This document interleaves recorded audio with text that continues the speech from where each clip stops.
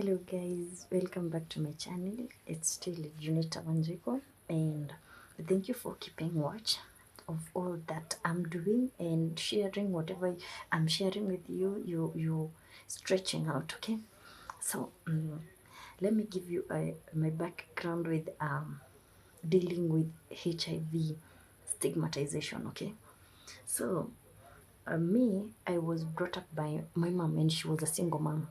But there in between, she used to, when life became hard, she used to take me back to Shago to live with my grandmother, Reserve. And then when things get better, she would come pick me, and then we'd go back to Nairobi.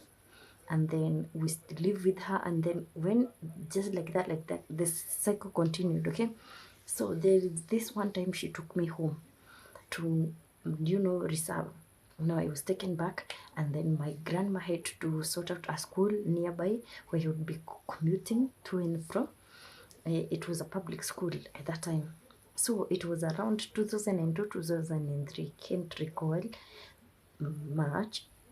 So I'm there. I'm supposed to be learning and so on. So this day, my mom comes from Nairobi. Like when you're from Nairobi, those days you're coming from Nairobi. Those days you had to come with that big bread. So when I noticed like there was something very good aroma was coming out from of the kitchen, and my grandmother was cooking, preparing something. Now I'm at the gate, I'm coming in. I noticed, hey, there might be a guest at our place, huh? Let me find out who it is. Hey, to my it was my mom, manze. I was so excited, and I used to love my mom so much. She used to do everything for me. Like she would, climb the mountains for me. Yeah, something of the sort. So I'm here. We stayed, and then we got, stories from Nairobi. You hear about tall buildings. You want to hear about the vehicle. You need to catch up with. My friends still there. I had to check with her whether the friends I had left in Nairobi are still learning, what they are doing, what they're up to. Yeah. So as time went by, my mom used to have friends, and she was very good with people around. She used to like. She's not an example of me. I'm more like an introvert, but she was so outgoing. She would make friends very fast. She was so into. Yeah, she was very good at it. Me, I'm not like that. So this one time she tells me, say I'm going to visit my friend at the neighbor, and I'm going to help her with her gardening and so on. We were preparing that is the era where you prepare the farm for produce. You need to plant, okay? So it's very dry. You have to dig in and put the holes nini evil. So I had to take her there. They went, they tilled the land. Then the second day, they did that. And when she came back to our place, to my grandmother's place, she complained that her joints, her leg joints were somehow like stretched. They were like this, compact. I don't know, like something holding you, like, yeah, they were like that. So it continued, and then we told her, like, my grandmother advised, you should send this one to go and take some painkillers. You take them, and then maybe something, you'll be fine. It's just the joints, there's nothing big. So me, I was sent for the drugs, and then I went for them. Second day, that day, fourth day, now it has continued. Like now she's coughing, but it's not that cough. It's something like it's here, something that is on the throat. Like she has to take that out, and then she can talk to you, so you don't feel like she's talking like, oh, yeah, that sound, that I don't know what you call it. So it continued, and then now she wasn't able to feed well, because the throat is where the food is passing, and then she used to feel like it's painful. It escalated, and then I wasn't able to go get. They thought it was malaria, so I went for medicines. Those times they were 3 tablets or so. So I went, and when they're sending me to these places, it's very far, because it's in the village, and it's only one shop that is. If you get that shop closed, you have to come look for it tomorrow. Whatever you wanted, it's no compromise. So I used to run very far, like 2.5 or so kilometers. Yeah. So I went and then I got the meds. She came, she took, she didn't get well. Mm. Now it became serious to my grandmother, and then she told her, like, tomorrow we have to go to Nanyuki. Nanyuki is the nearest district hospital that's around Laikipia. Yeah, so they went, and then it was time like they had to pass by my aunt's place because it's just next to the town. Yeah, so they went there, and then they told them, we are going to the hospital, like she's not feeling well, and you have to stay with the daughter. And then I go take her to the hospital, I come pick her, and then we go home. So when they went to the hospital, shock on them, my mom wasn't supposed to leave the hospital, she was admitted. And now my grandmother had to come to the house, tell the uncle, the brother, now to my mom, and they went. When they went, they didn't carry the basin, those things for being admitted, slippers, basin, toothbrush, personal items. They didn't carry them, so they went. And then I think at some point they came.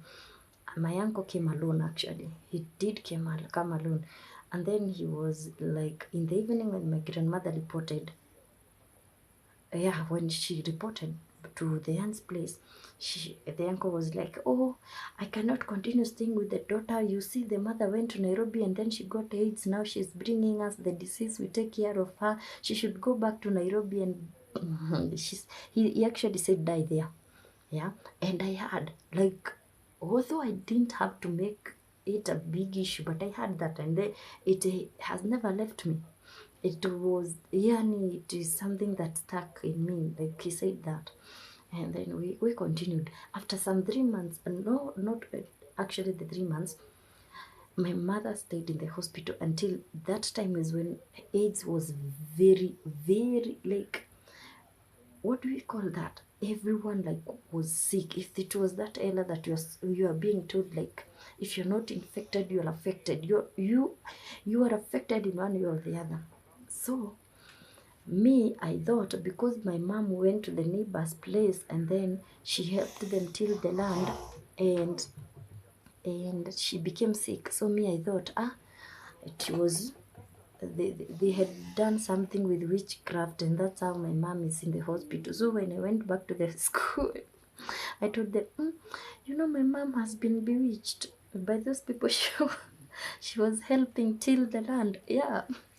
So I kept on with saying like that until, like, my grandmother was left in the hospital with her alone. The uncle didn't go to visit again. The uncles at home now to my grandmother's place, they never went, like, to visit whatsoever. At all, they never went. Do you know, like, my grandmother used to spend some time to go, not to leave that hospital. She would sleep outside. You know where water passes in a highway, and there is a caravan. A caravan is like a pipe. It's a concrete pipe that water passes, and then there are vehicles. There's a tarmac road on top of it. Yeah. So my grandmother, it was a dry era, so it was dry season. She used trend cartons, and then she had a very big, like, it's not a blanket, but it was somehow warm. She would sleep there so that in the morning, when the morning comes, she would visit the daughter, give her food and everything, and then come back. It continued like that for 3 months, her alone. And finally, my mom gave up to the spirit. Rest in peace. So now it's me again. Now I went back to school. I remember that is the time that I collected some lipstick, and then on the road after school, and then I applied on my lips. After applying, I felt like this place the next day it cracked, and then it left some blood, so I didn't apply the oil. So that wound couldn't heal very well because it was so dry, and I kept removing the hard dead skin from that area. It continued, didn't stop there. I continued until it became a mark. Somewhere here you're going to see it's a permanent thing. It can't go away. So when my teacher noticed that there was this thing, and then rumors had continued, had escalated about my mom and, the disease. She came to me and then she told me, you do know you have AIDS. That's why your lip looks like that. Hey. So it's not being bewitched that my mom suffered, it's AIDS. And then the kids started like, they were not playing with me. They would come tell me like, do your hands like this. They would count these lines on my hands, and then they say like, people who have AIDS, they have more lines. What was wrong with them? People who have AIDS, they have more lines than the ones than those who are negative. So hey, Junita, we're not playing with you. You stay there. We don't want to be infected, my friend. I continued. Actually, when I moved to an orphanage. I literally thought, and I was so sure that I was positive. That is something I lived up with until class 8. I didn't have the benefit of going to do the test. Okay, in the orphanage, we were being tested, but we were not told the results because the sponsors needed to know who are we helping get the antiretrovirus, and then whatever, you see. So me, I wasn't given the benefit of drawing my status. So I continued to say, manze, I have AIDS. Form 1, Form 2 I repeated twice. You know, from the last stories I told you. Form 2 again, and then Form 3. That's why I got a boyfriend, actually. And then that boyfriend is the one who took me to a visiting. And that's how I came to know that I was negative. I was so relieved. I was so, like, every disease there before, I used to get sick. I used to say like, now this is it. This is it. I'm almost dying. See the way I'm thin. See the way I'm not, I'm still biting my lip. See I had all the answers. They were ticking, done, done, done, done. Yeah. So I was relieved I wasn't sick, and I continued with the studies, and I went on free as a free girl. I didn't know it would be that easy. Yeah. So let me tell you, like, this is my mom who was sick, to a point that I would see her when I would go for visiting. I would see her at a point that she would never even recognize me, and before it got to recognizing me, she would ask me like, Junita, are my things safe? Because she had come from Nairobi, she had brought in some things and she needed like to go back with them in Nairobi. Are my things safe? Are you playing with them? Now it has gotten elevated to a point that she can't recognize this is her daughter, this is her mom, this is a neighbor.